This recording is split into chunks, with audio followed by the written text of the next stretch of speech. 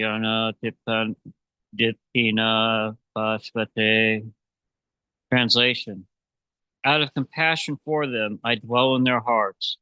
Destroy with the shining lamp of knowledge in the darkness born of ignorance. Text 12 and 13. Arjuna Uvacha Param Brahma Param Dhamma Pavitram Paramam Bhavan Purusham Savatam Divyam Adi Devam Adya Vibhum Ahuswam Rashaya Sarve Devashrir Narada Sata Asito Divala Vayasha Swayam Chaiva Praveshame. Translation. Arjuna said, You are the supreme Brahma, the ultimate, the supreme abode and purifier, the absolute truth and the eternal divine person. You are the primal God, transcendental and original, and you are the unborn and all-pervading beauty. All the great sages such as Narada, Asita, Devala, and Vyasa proclaim this of you, and now you yourself are declaring it to me. Text 14. Sarvam etam rita manye yamam barase keshava nahite bhagavan vayakitam idurdeva nadanava. Translation. O Krishna, I totally accept as truth all that you have told me. Neither the gods nor demons, O Lord, know thy personality. Text 15.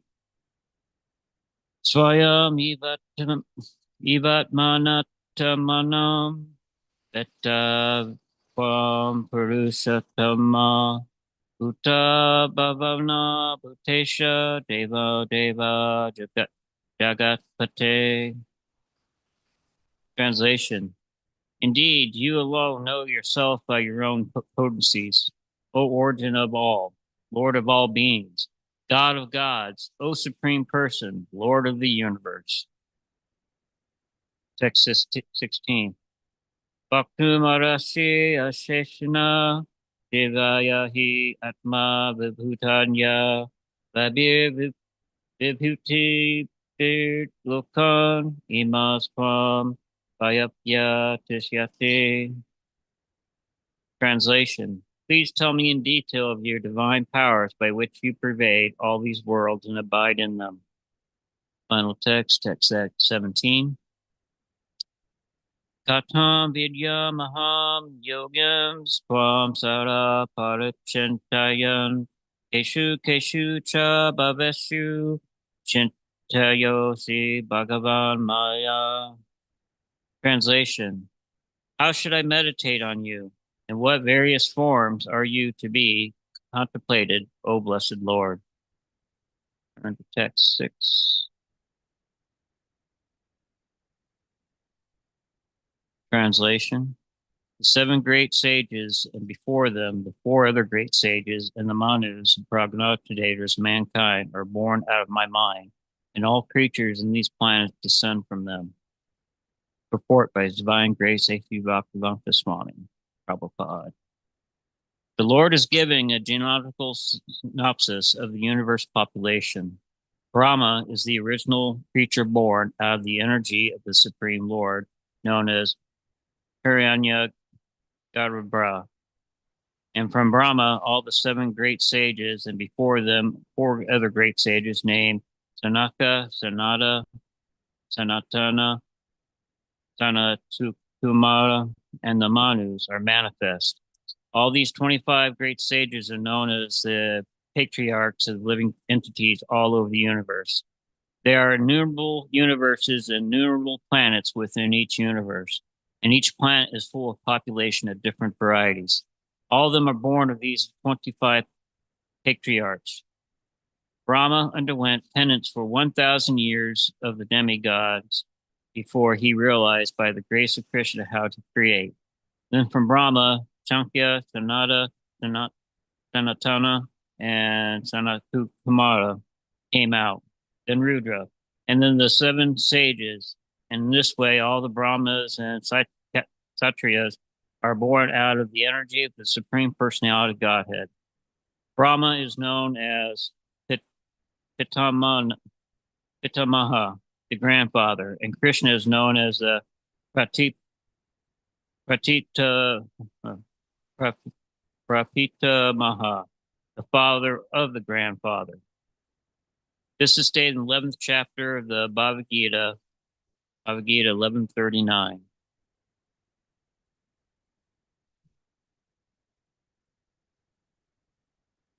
So as we see here, this is describing pretty much the beginnings of the universe, from Brahma to all the prognosticators of the universe and the great sages, all the Manus that are manifest, to these innumerable universes, infinite amount of universes out there.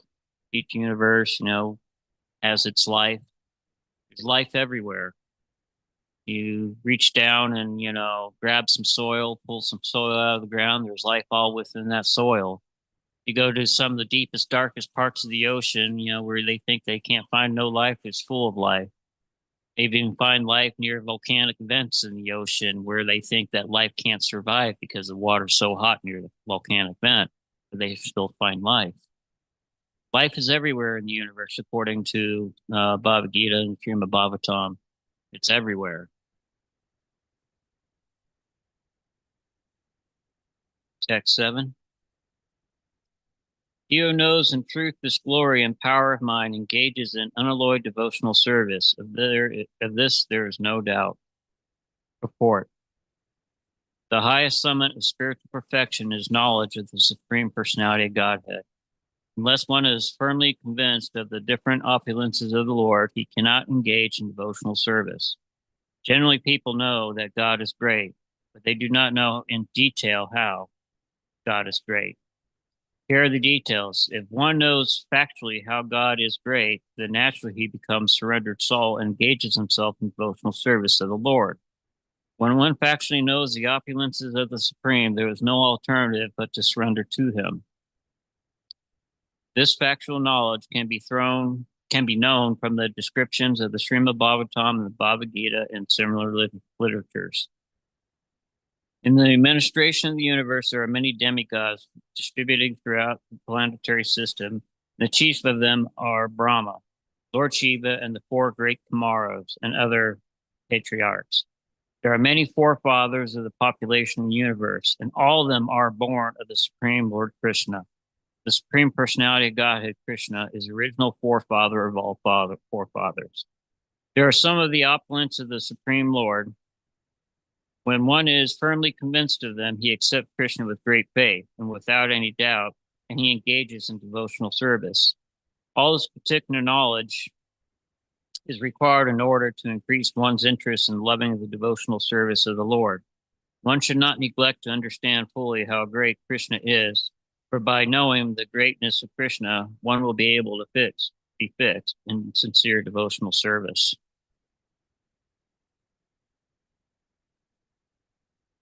Increasing one's knowledge helps increase one's faith in Krishna.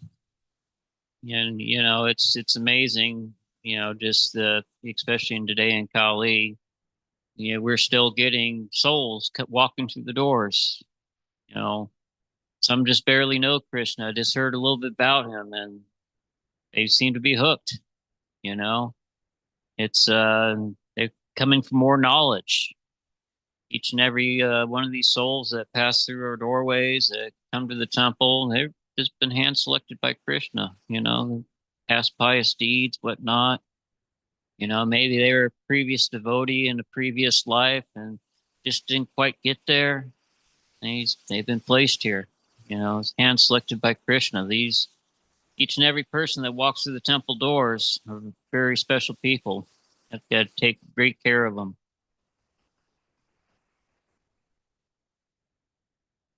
Move on to the next verse. Translation. I am the source of all spiritual and material worlds. Everything emanates from me. The wise who know this perfectly engage in my devotional service and worship me with all their hearts. Purport.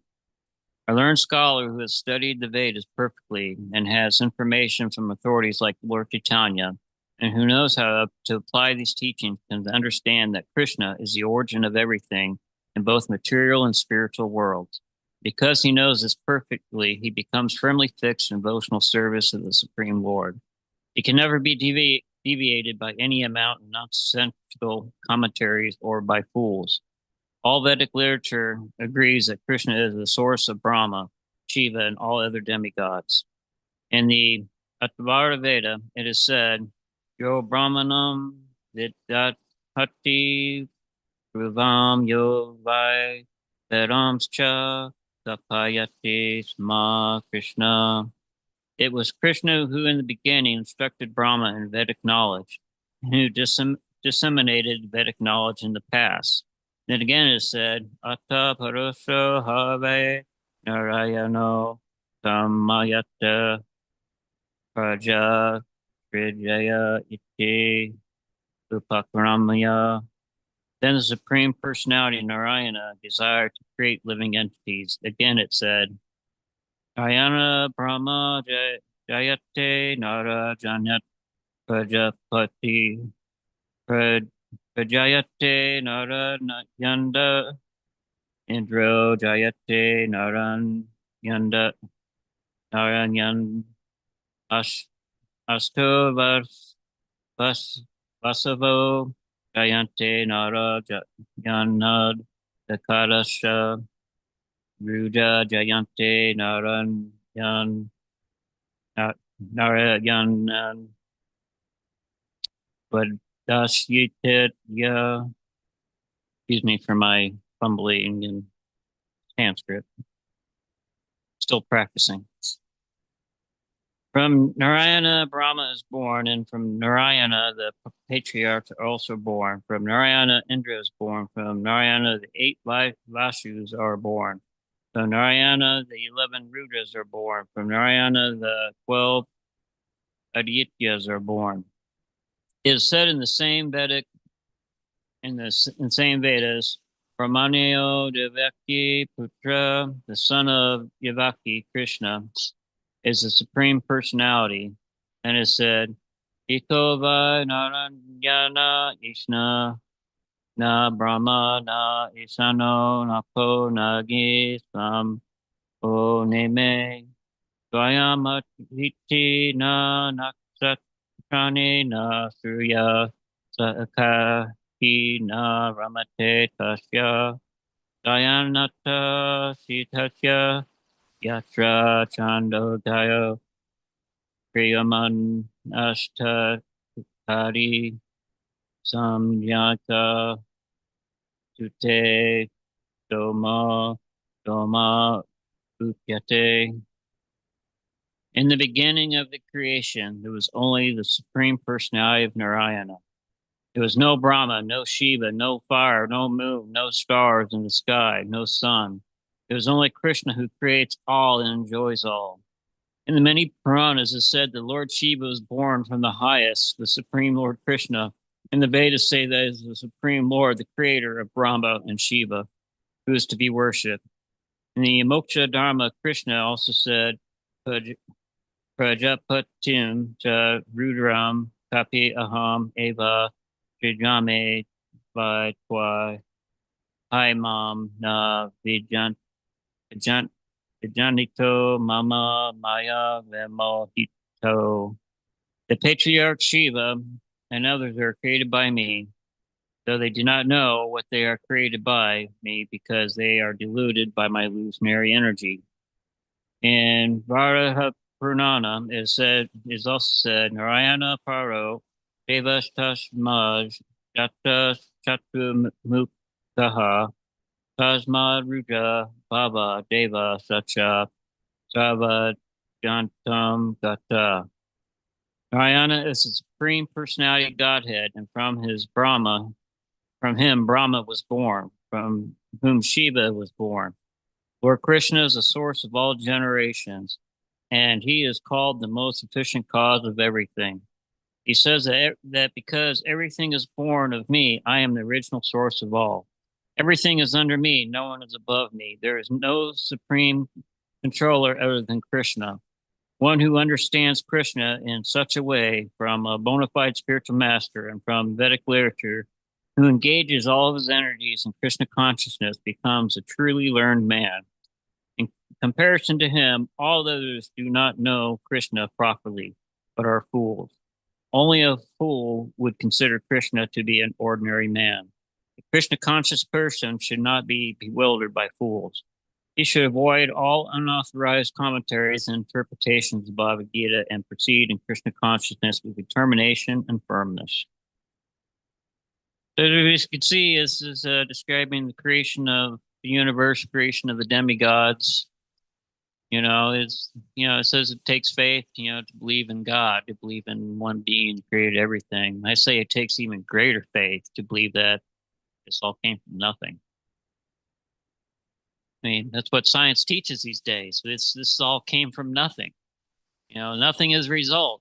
Somehow all this entire universe, all these planets, everything, all this life was a result from nothing. Started from nothing. Don't you think it takes a great amount of faith to believe that?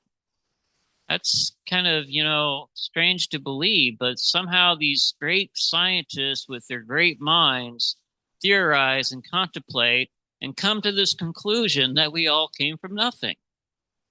How is that possible? Maybe they're not as smart as we think they are.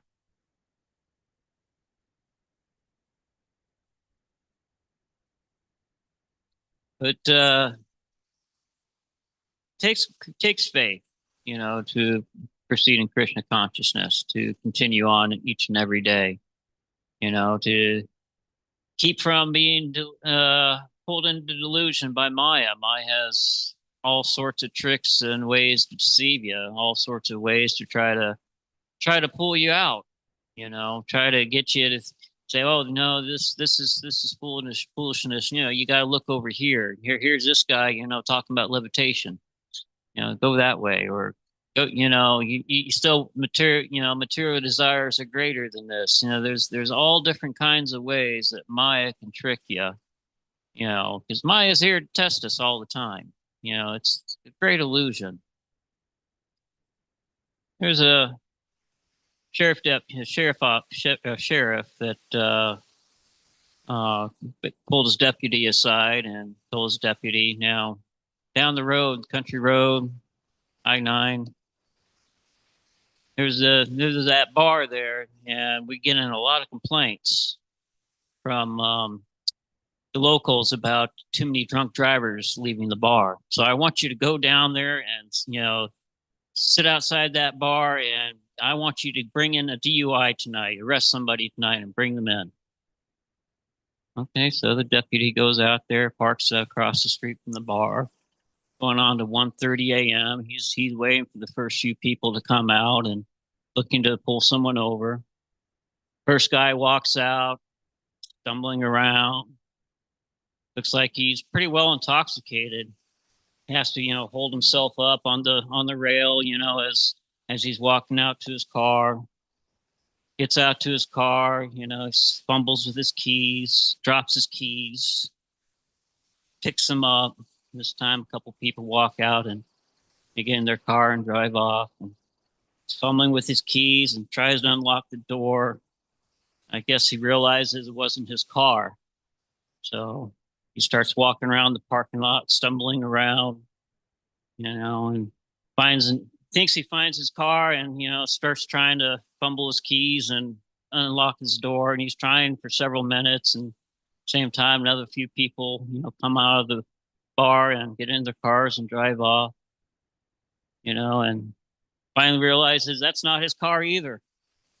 So, also, for the next half hour, 45 minutes, guys walking around the parking lot, stumbling around, falling a couple times. The cop's thinking, oh, yeah, I got this one. Yeah, I'm going to bring this DUI on in. And by the time that he finally gets to his car, all the other cars have taken off. He's the only one left in the parking lot. He unlocks his door, gets into his car, starts driving down the road. Sheriff deputy pulls him over, and asks him for his license and registration, gets him out of the car. He walks the line perfectly straight, does all the DOI tests perfectly, blows into the breathalyzer 0.0. Sheriff deputy's like, I don't understand. Guy was like, I was a decoy. That's just like Maya. Maya will make you think you're going in the right direction, be chasing after something that you think that this is definitely it. This is definitely it. But it's not. That's where it takes the direction of a spiritual master to help you point you in the right direction, to help you keep on your path. Otherwise, you can be getting lost in Maya's decoys, chasing after this decoy and finally realizing, well, that's not the path either. Move on to text 9. The thoughts of my pure devotees dwell in me. Their lives are surrounded to me, and they derive great satisfaction and bliss in enlightening one another and conversing about me. Report.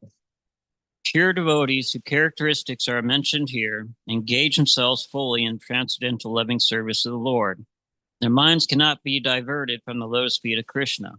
Their talks are solely on the transcendental subjects. The symptoms of the pure devotees are described in the verse specifically.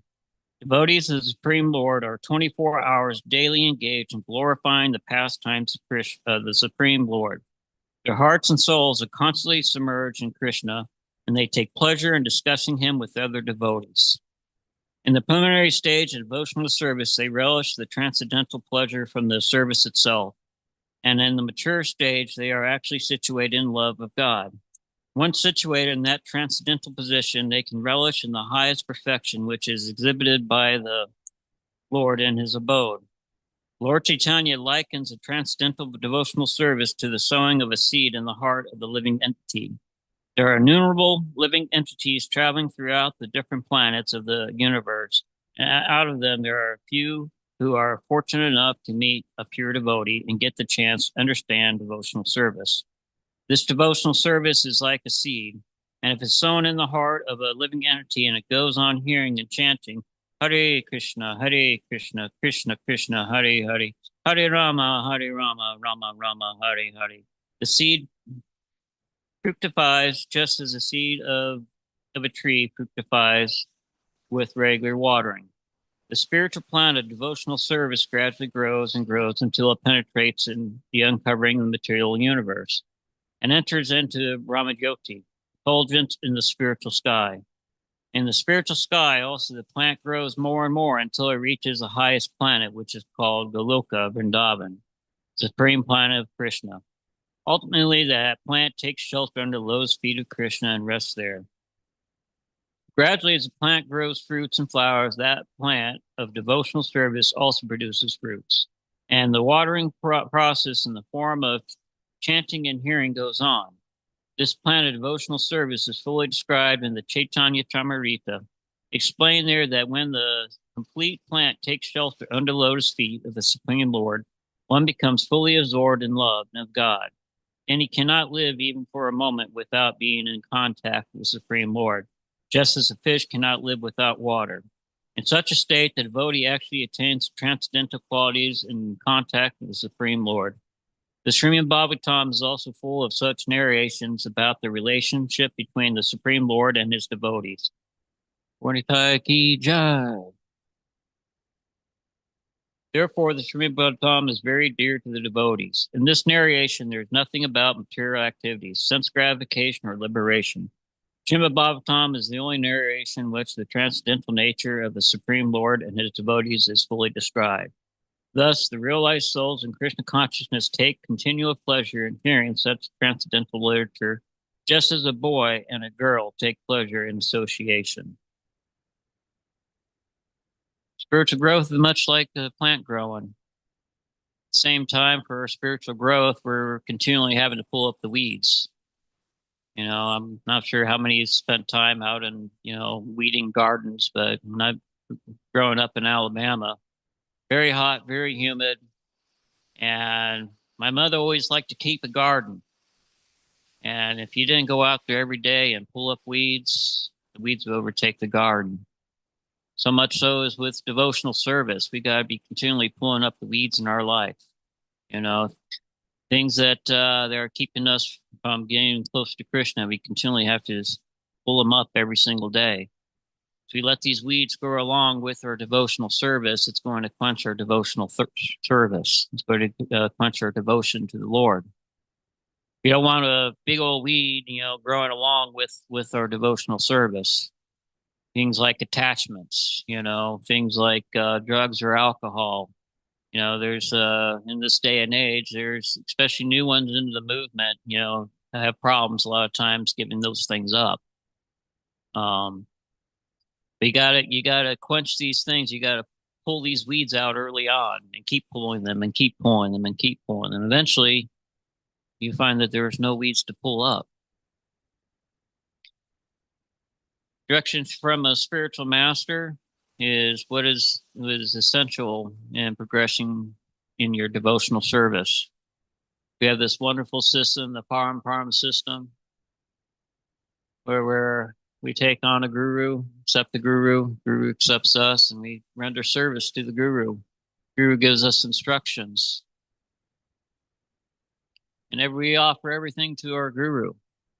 And he offers everything to his guru, and his guru offers everything to his guru. This goes all the way on back to Krishna. All the way on back. So it's all your prayers, everything that your devotional service, your success, your failures, you're offering to your guru, and your guru is offering all that all the way up the line, all the way back to Krishna. It fast forwards your prayers, it fast forwards your devotional service. You're not in this alone. You have an entire lineage of gurus praying for you. It's lifting us up.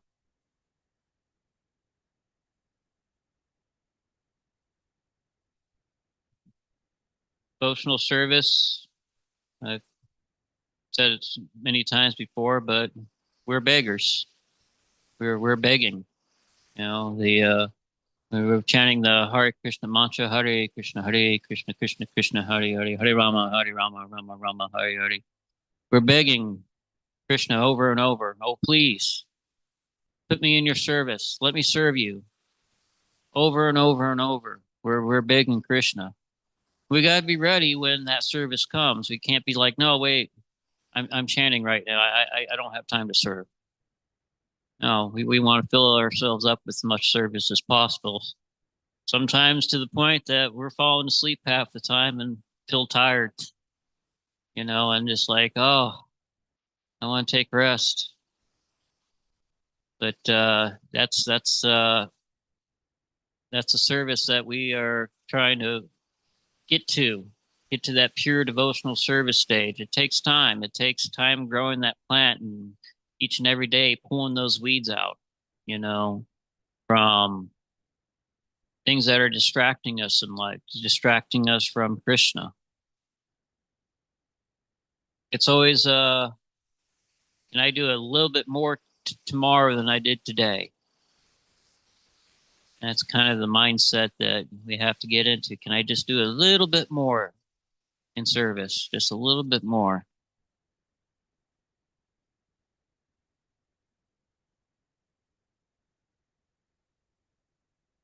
Text 10. Those who are constantly devoted and worship me with love, I give the understanding by which they can come to me. Purport. In this verse, the word buddhi yogam is very significant. We may remember that in the second chapter, the Lord, instructing Arjuna, said that he has spoken to him of many things, and that he would instruct him in the way of buddhi yoga. Now, buddhi yoga is explained. Buddhi yogam itself is action in Krishna consciousness. That is the highest intelligence. Buddhi means intelligence, and yoga means mystic activities or mystic elevation. When one tries to go back home, back to Godhead, and takes fully to Krishna consciousness and devotional service, his action is called buddhi yogam. In other words, buddhi yogam is the process by which one gets out of the entanglement of this material world. The ultimate goal of progress is Krishna. People do not know this, therefore the association of devotees of a bona fide spiritual master are important. One should know that the goal is Krishna. And when the goal is the sign, then the path is slowly but progressively transverse, and ultimate goal is achieved. When a person knows the goal of life but is addicted to the fruits of activities, he is acting in karma yoga. When he knows that the goal is Krishna, but he takes pleasure in mental speculation to understand Krishna, he's acting in jnana yoga. And when he knows the goal and seeks Krishna completely in Krishna consciousness and devotional service, he is acting in bhakti yoga or buddhi yoga, which is the complete yoga. This complete yoga is the highest perfectional stage of life. A person may have a bona fide spiritual master, may be attached to a spiritual organization, but still, he is not intelligent enough to make progress. And Krishna from within gives him instruction so that he may ultimately come to him without difficulty. The qualification is that a person always engages himself in Krishna consciousness and with love and devotion render all kinds of services. He should perform some sort of work for Krishna, and that work should be with love. If a devotee is intelligent enough, he will make progress on the path of self-realization. If one is sincere and devoted to his activities of devotional service, the Lord gives him a chance to make progress and ultimately attain him. Devotional service, that's we're trying to get to that stage where we're thinking and performing service for Krishna 24 hours a day, 7 days a week. This is how we prepare ourselves for death, the final, that doorway which you pass through. It's in our final moments of life that determine our next life, where our consciousness is. If we're thinking of mundane things at the time of death, or I wish I had done this, I wish I had done that, you're reborn back into this world.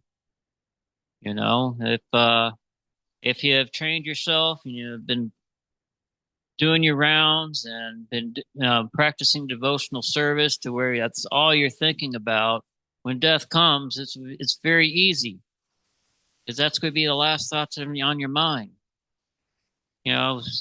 Prabhu here was telling me about, he was dreaming about devotees and, devotees trying to wake him up and, he's late for this, late for that. I was like, well, Prabhu, if you die in your sleep, you're dreaming about being with devotees and, you're trying to get into Mangalarti on time or get to your service on time. That's progress. If you're able to go to sleep at night and you're naturally dreaming of devotional service. You're making progress. If you're dreaming of mundane things or things in the past, well, there's still a lot of progress to be made.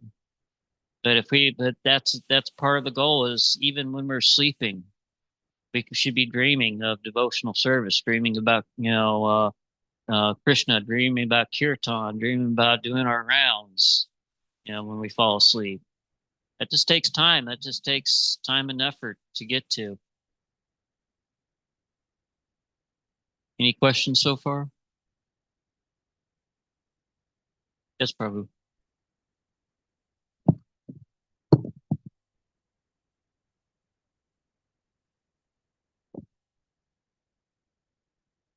Hare Krishna. First of all, thank you for tolerating my sneezing and yeah. So you're talking about the pulling away of the weeds from our heart. This is anartha nivritti, unwanted things, cleansing them. What is that? You mentioned actually that means following the Guru's instructions. But for one who's not initiated, do they have any hope of beginning that process of cleansing those unwanted things from their heart? Yes. The moment you start performing devotional service, that's when you begin to start because you're no longer engaged in mundane things. The more you're engaging yourself in devotional service, the more that you're stepping away from these weeds that are trying to grow in your life. We're not sitting at home watching the 7 o'clock Simpsons right now. We're here, learning about the Bhagavad Gita. We're not out, watching what football team's going to make it in the Super Bowl. We're in here during kirtan. We're out on the streets during Harinam. So even if you're not initiated, you're still making progress. You're still beginning, still pulling those weeds out. Spiritual master is helps you even further with that. Are there any other questions? Looks like that's our time for today. Bhagavad Gita ki jai.